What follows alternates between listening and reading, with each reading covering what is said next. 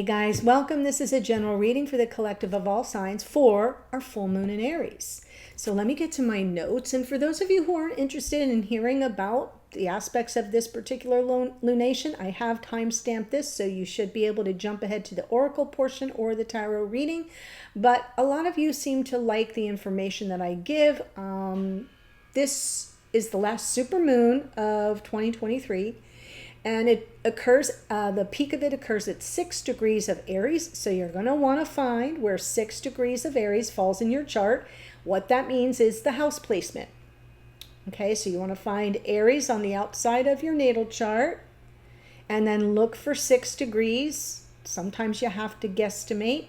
And whatever house, whatever little part of the pie that falls in is the aspect of life that is most likely to be impacted by this full moon. So for example, 6 degrees of Aries in my chart lands in my 9th house, and that's the house of the higher mind, of expansion, of spirituality, exploration, higher education, long distance travel.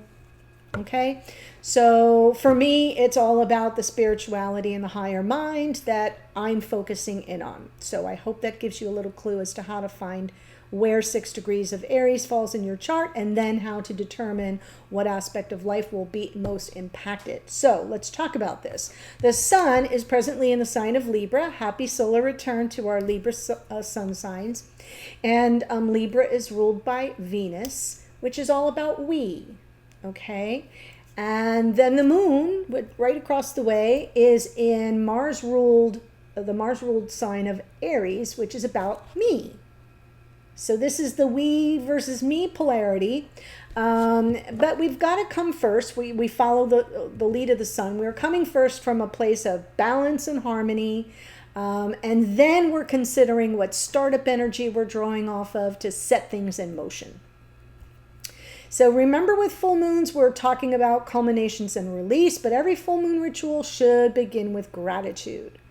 And this full moon in Aries invites us to celebrate all the ways we are already on fire.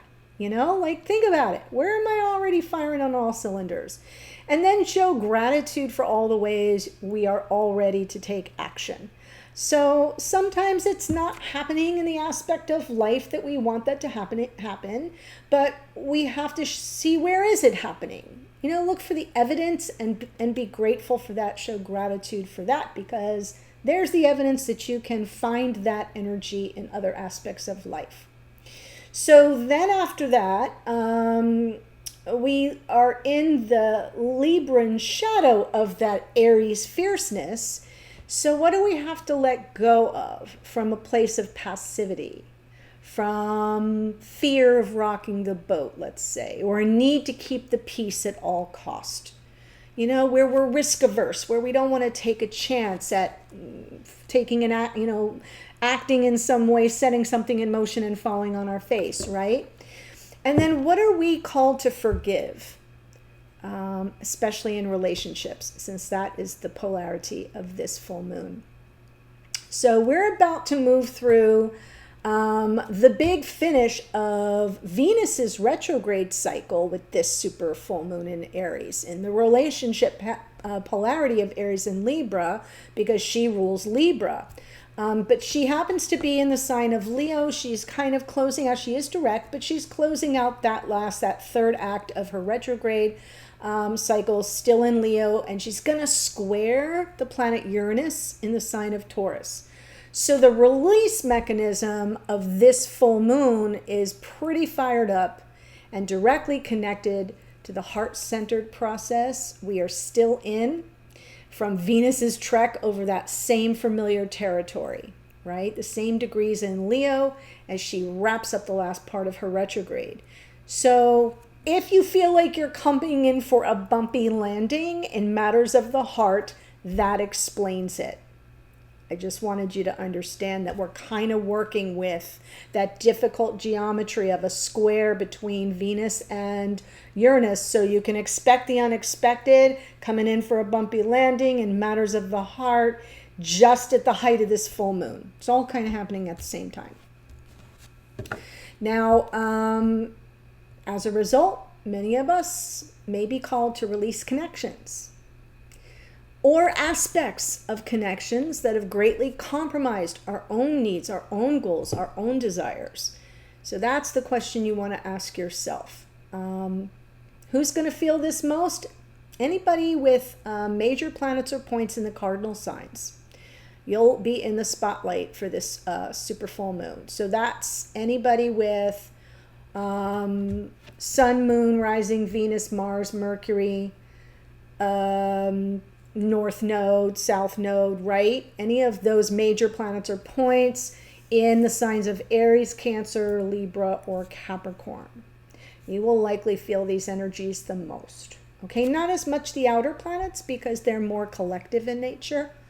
So those of us with that energy in our chart are more likely to experience changes in relationships, as well as a clearer awareness of our own desires and needs. Okay, so I'm saying that because I got Moon in Libra. So there you have it. I don't really have much in Aries, if anything, nothing in Cancer. And Capricorn, I've got bigger planets, but my Libra moon. And I think I have Mercury in Libra as well, right? Mars, I think Mars is in, yeah. Moon, Mars, and Mercury, all in Libra. It's going to be a big moon for me, and it's all like in the third house of communication. So there you have it.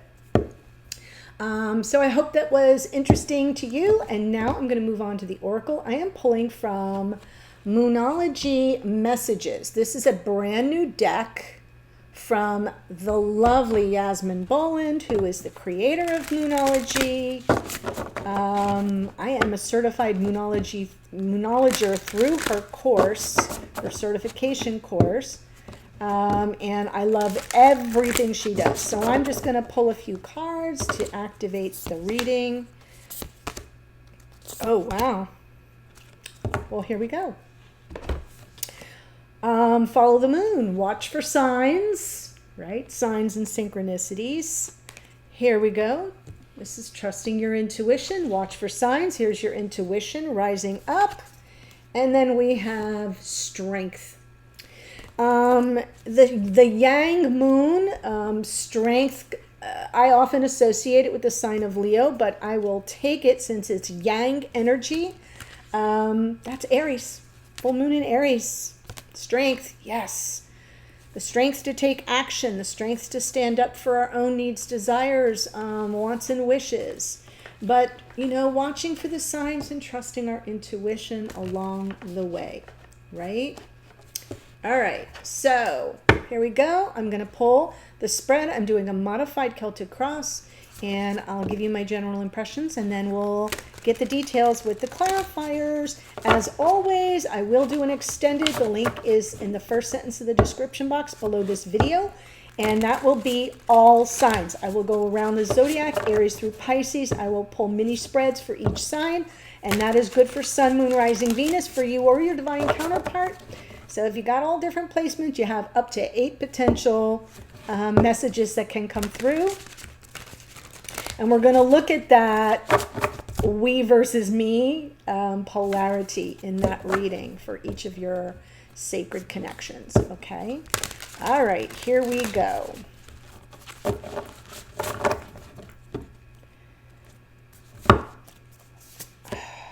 The Wheel of Fortune.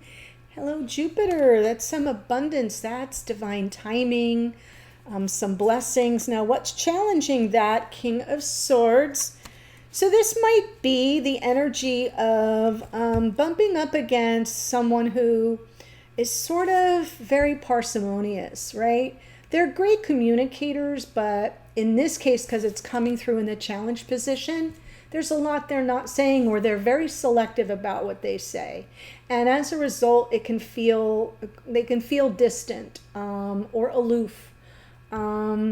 Yeah, that's what I feel is the challenge here, because the signs you're receiving is that the time is now, that that divine time is upon you. And so the challenge is how to break through with this person, correct? And we're thinking of this full moon. Underneath, we have the Page of Pentacles, In the past, the Nine of Cups. In conscious awareness, the Four of Cups, and then the Knight of Wands, and my goodness. Okay, so Spirit's talking to us for Pentacles about what we value, what we're holding on to. It can be about being a little bit closed off and overly guarded, but it can also be about what we hold tight to, what we don't want to give up. In the hidden energies, we have the Two of Swords. So this would lead to the construct of an important decision being made or being contemplated by your person. Could be this King of Swords here, right? So this is like that crossroads moment, but it can also be the two of you at cross purposes. And so this person doing some inner reflecting, getting clarity on what they want, because, you know, the decision's going to be important. And then in the outcome position, we have the Hermit. And that feels to me a little bit like self-exploration. Not being fully off the grid here, but definitely pulling back enough for some self-examination. And I am saying that because what I see here in unconscious awareness with the Page of Pentacles is like, this is new territory. I'm not uncomfortable with this. I'm like flying the plane as I'm building the plane as I'm flying it. Does that make sense? Like, that's that energy of this is really uncomfortable and I'm being pushed out of my comfort zone and I'm learning something new here. Nine of Cups in the past here is talking either about wish fulfillment, the lack of, but it can also be complacency.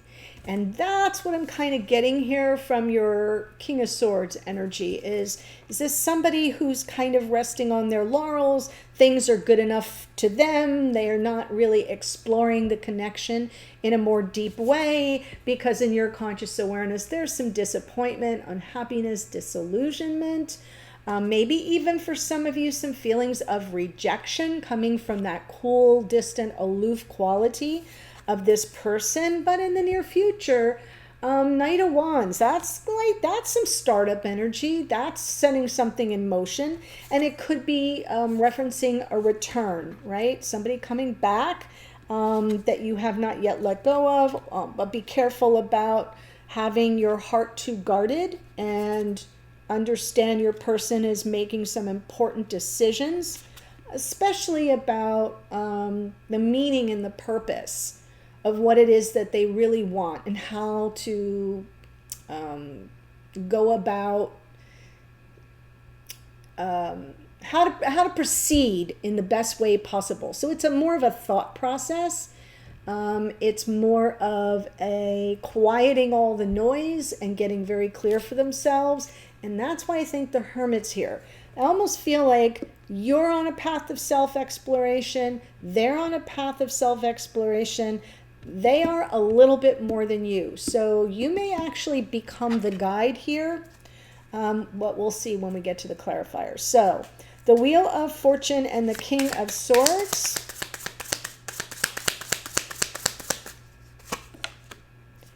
Knight of Pentacles, the Chariot, and the Eight of Swords. Oh my goodness. Okay. So the wheel wants to move in our favor. But we're bumping up against something here where we're feeling really stuck. And I am now feeling this Two of Swords as sort of where you might be at cross purposes. Because the Knight of Pentacles moves like molasses. Slowest knight in the deck, you know, slow and steady wins the race. This is very methodical and deliberate. And here we've got the Chariot, which is like, hurry up. The time is now. What are you waiting for? And then we have the Eight of Swords underneath, which feels like some stuck energy in unconscious awareness or playing out behind the scenes possibly for this King of Swords. And the Eight of Swords is the indecision, is the overthinking, is like, you know, will this work for me? Self-doubt, second guessing. So, and now I see why this Nine of Cups is here, because that's where the complacency comes from. It comes from somebody kind of being frozen in a prison of their own making, not, you know, second guessing every little thing. And therefore, that may be why there's this weird sense of, wait a minute, this feels like hurry up and wait to me. And I'm not understanding that because the Wheel of Fortune is saying the time is now. And so you want some action, but it's not happening. Let's look at this Page of Pentacles in unconscious awareness. Death, Two of Cups, Seven of Wands. Yeah, this is new to you, to be seeking some growth, change, and transformation, some energy here between you. The beautiful Two of Cups. Look at the gorgeousness of that card. And that Seven of Wands is resistance. It's coming through as resistance. And it's you're finding yourself in this phase of learning something new about this person, wanting to see some growth and change, knowing that some aspects of the connection have to be left on the cutting room floor if you're ever going to make progress. Remember, this is a we-me polarity of Libra and Aries that we're talking about for the moon. So I'm feeling this sense of something's in the way, something's holding this back. And if we don't make a change, we're going to lose it, right?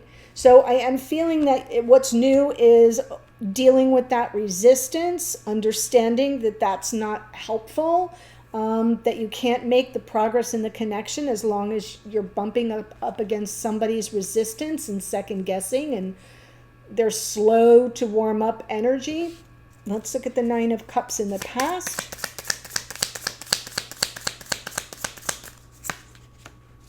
Queen of Swords, Hermit again. Yeah, I am feeling the Hermit is more this person's energy, but because we have the Queen of Swords and the Hermit, if you look at the cards, they almost look, right? Like they're in the exact same position. That, I know one's levitating, but, let me show it to you in a bigger form. All right, can you see the visual? It looks very similar to me. I am a very visual person. Of contemplation. The Queen of Swords is, like I always say, a truth seeker and a truth teller, but what's the truth for her? Where's she really headed? And what part of the journey is she on when we look at the Nine of Cups? So there hasn't been wish fulfillment. And of course, remember, this is coming from the past. And maybe the question is, why not? I don't understand this. Why is this person so remote or so unapproachable? What do I need to search myself? Like, what truths are within me that I'm not tapped into, so that we can finally initiate something, so we can get something going, says the Page of Wands. Aries, Leo, Sagittarius. So I do feel in the past there's been this sense of remoteness of this person, but also like a searching of the self. So I that's very much in keeping with what the energies we're talking about for this full moon. But right now we have this Four of Cups in your conscious awareness. King of Swords again. Can't make it up. Guys, yeah. This is the love of your life. King of Swords, Ace of Cups. And there's the Nine of Swords. All the anxiety, the worry, feeling the emotional disconnect. Like something's, there's so much love here. And I feel like it's just as if you can't reach this person for some reason.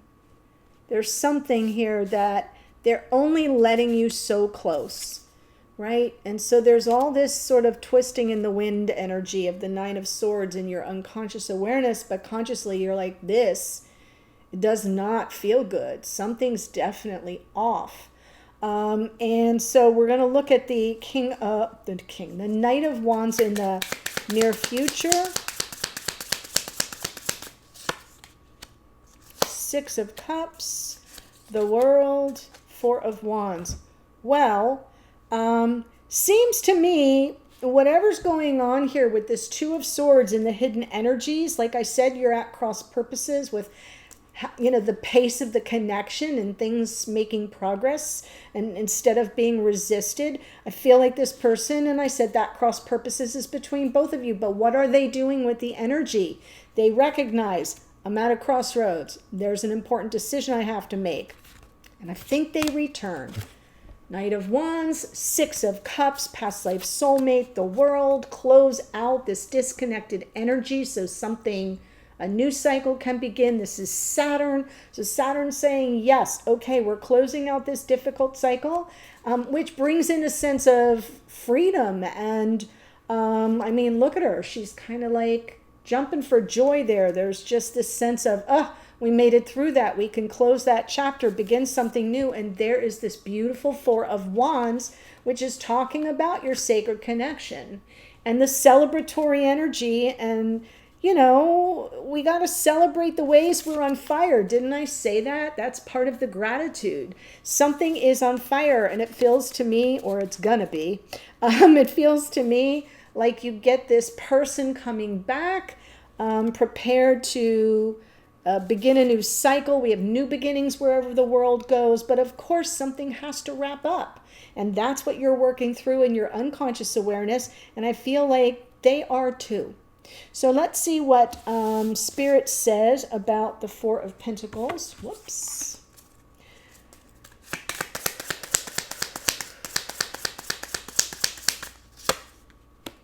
Queen of Cups, Strength, yes. And the Seven of Cups. Okay. Spirit's saying, beware. It's coming through a little bit as caution, right? You got to come from an open heart. You cannot have your heart chakra closed off. That will not work. I know the full moons aren't manifestation oriented. They're about release. So whatever it is that's causing you to block your heart, you let that go. Right? There she is. Like, I'm following your lead. And there you go, with strength to overcome the obstacles. That's the message here. Yang energy, overcoming obstacles. Despite the confusion and the mixed messages, there are lots of options available to you. And I feel like maybe that's part of it, is processing all the emotions, working your way through the 7 cups of crazy, as I like to call it, right? To sort through how you feel, what doesn't work, what does work. Because remember, we're in consideration of our own needs, goals, and desires. So I feel like Spirit's giving you a little bit of a caution to not be too closed off and to focus on overcoming the obstacles. Then we have in the hidden energies the Two of Swords.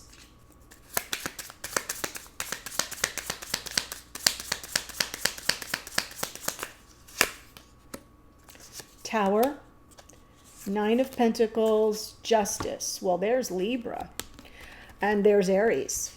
Tower is Aries, Justice is Libra. In between is the Nine of Pentacles. Interesting, that's Virgo. We just closed out Virgo season.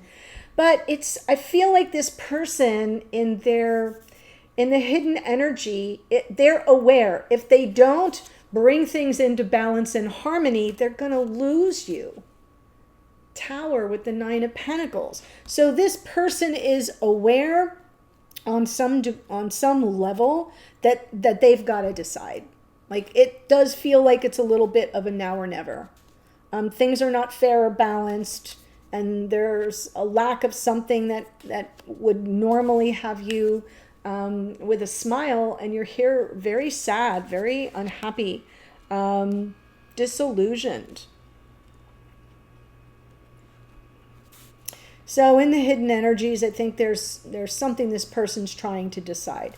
Where can I find the balance? Where can I level the playing field here? Because if I don't, I may lose this person. Tower. So to me, that's coming through as what they're contemplating. So let's see here with the Hermit in the outcome position.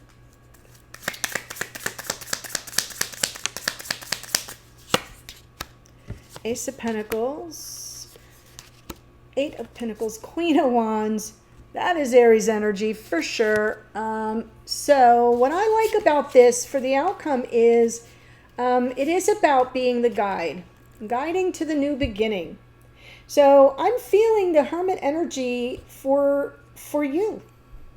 I think I'm seeing it now in the past here. Queen of Swords and Hermit energy. Maybe you did a lot of processing on your own. A lot of soul searching yourself. Really trying to figure out like what's going on here. Why things feel okay to this person but not to me. Four of Cups.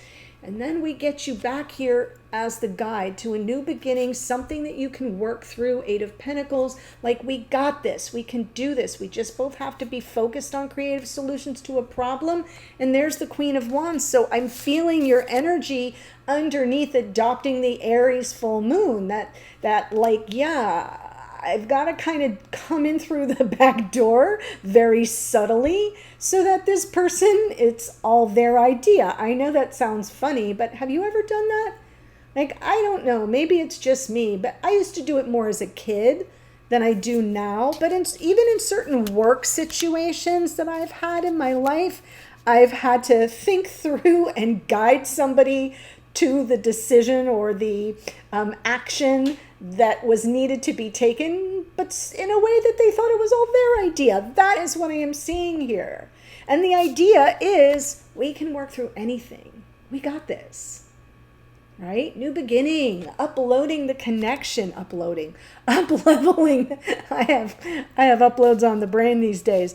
Up-leveling the connection. Yes. So you are the guide. I like that. No, all your journeying is leading you to that moment while your person is in Two of Swords, contemplation of this important decision at a moment of crossroads between we and me, right? How are things out of balance? And could they potentially lose you if they don't strike that balance? At least they're recognizing there's imbalance here. And so I think that's as good a place as any to start. So you've got your marching orders. Watch for signs. Trust your intuition. Have the strength and fortitude to know you can overcome these obstacles. Yes. So let me give you the astrology from this part of the reading. And we've got the Wheel of Fortune is Jupiter, which rules Sagittarius. King of Swords is out twice. That's Aquarius. Chariot, Knight of Pentacles is Virgo. Chariot is Cancerian energy. Page of Pentacles, Taurus, Virgo, Capricorn. The Death card is Scorpio. We've got the Queen of Swords is Libra. The Hermit is out twice. That's Virgo. And our Page of Wands, Aries, Leo, Sagittarius. We've got the Knight of Wands here is more Sagittarius. The World is Saturn, Aquarius, and Capricorn.